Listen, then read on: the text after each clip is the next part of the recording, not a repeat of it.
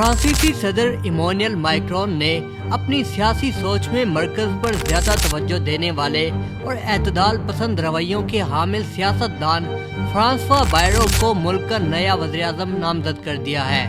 France میں پچھلے کئی دنوں سے کافی زیادہ سیاسی بے یقینی پائی جاتی تھی۔ گزشتہ ہفتے اپوزیشن جماعتوں کی جانب سے لائی گئی پارلیمانی تحریک عدم اعتماد کی اکثریتی رائے سے منظوری کے بعد وزیر اعظم میشل بارنیئر کی حکومت کا خاتمہ ہو گیا تھا۔ اس سے پہلے رواں برس جون اور جولائی میں ہونے والے انتخابات میں کسی بھی جماعت کو واضح اکثریت نہ ملنے کے باعث ملک میں سیاسی عدم استحکام کی صورتحال پیدا ہو گئی تھی۔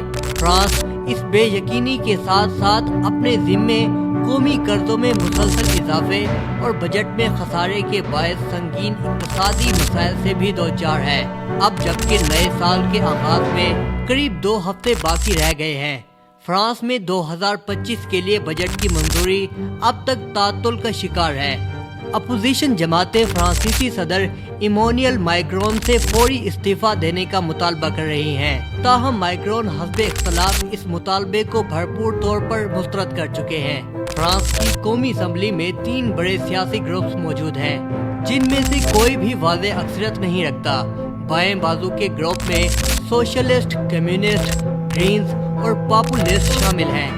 ایک اور گروپ میکرون کی حامی اور اعتدال پسندانہ رجحانات کے حامل سیاسی جماعتوں پر مشتمل ہے، جبکہ تیسرا گروپ دائیں بازو کی قوم پرست جماعتوں کا ہے، جن کی قیادت مارین لے پن کر رہی ہے۔ بائیں بازو کی جماعتوں اور دائیں بازو کے قوم پرستوں کا غیر متوقع اتحاد بارنیئر کی حکومت کے خاتمے کا باعث بنا تھا۔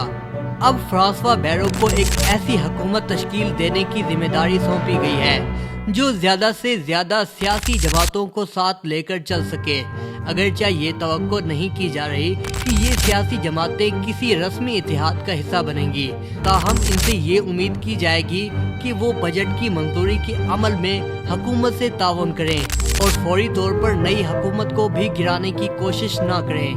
فرانسیسی آئین کے مطابق گزشتہ اور نئے پارلیمانی انتخابات کے درمیان کم از کم 1 سال کا وقفہ لازمی ہے۔ صدر میکرون نے اپنے استعفے کے اپوزیشن مطالبات کو مسترد کرتے ہوئے اپنے اقتدار کی مقررہ 5 سالہ مدت مکمل کرنے کا عزم کیا ہے، جو 2027 میں پوری ہوگی۔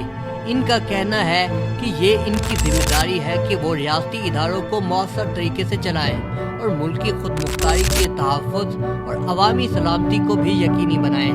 صدر میکرون نے بائیں اور دائیں بازو کے دونوں سیاسی گروپس پر الزام عائد کیا ہے کہ وہ اپنے انتہا پسند نظریات اور اقدامات کے ذریعے ملک کی سیاسی استحکام اور جمہوری عمل کو نقصان پہنچا رہے ہیں۔